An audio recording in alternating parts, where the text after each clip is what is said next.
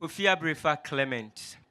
In Acts chapter 2, verse 22, you quoted, Peter said, "This Jesus, a man approved of God." Luke wrote the book of Acts. He was not a disciple of Jesus. Then Paul quoted the book of 1 Timothy 3:16. He says, "Without any controversy, great is the mystery of godliness. For God was manifest in the flesh. He was seen by angels. He was preached. He was justified." So my main question is, if you have quoted from Acts, written by Luke, who was not a disciple, then you have opened your case, then I can also consider someone else like Paul, who was not directly part of the disciples. Thank you. Brother has quoted.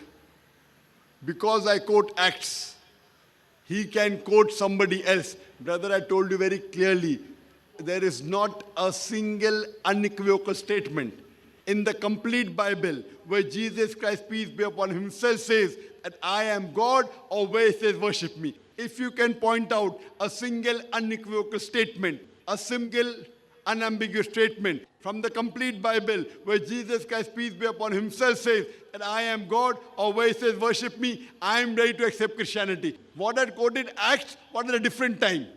I quoted Deuteronomy, which is not the words of Jesus, peace be upon him. I quoted to you the words of Jesus earlier. Gospel of John chapter 14, verse number 28. My Father is greater than I. It's the words of Jesus Christ, peace be upon him.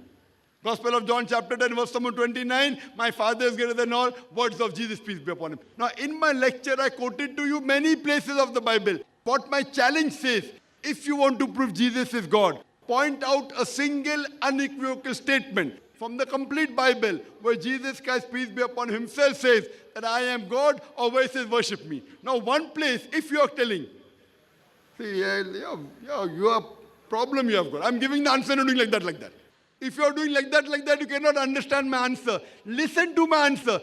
Keep your mind open and listen to my answer. If you keep on doing like that, you will not understand. So you are telling him now. I'm talking to you and you're talking to somebody else. It means I accept it. That is what... You at least listen. After my answer is over, then you can open your mouth.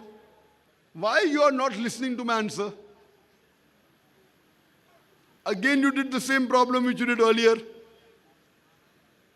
My challenge is point out a single unequivocal statement from the complete Bible where Jesus Christ, peace be upon him, himself says that I am God, where he says worship me, I am ready to accept Christianity.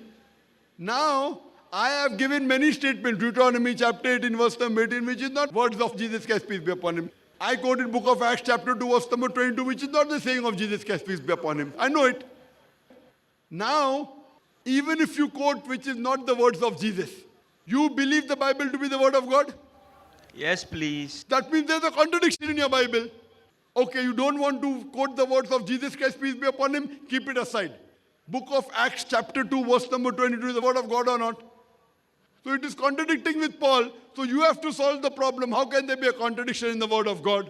That means there's a problem. Therefore, I do not agree Bible is the word of God.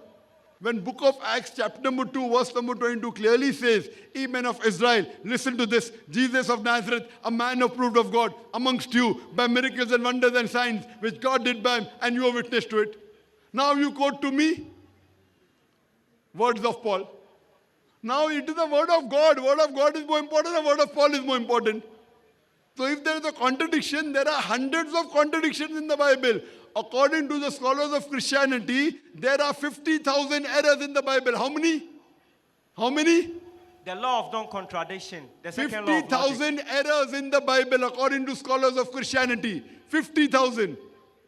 You see my video cassette, Bible and Quran in the light of science. There are many contradictions. There are many scientific errors. Read that, hear that, and you'll be convinced that Bible is not the word of God.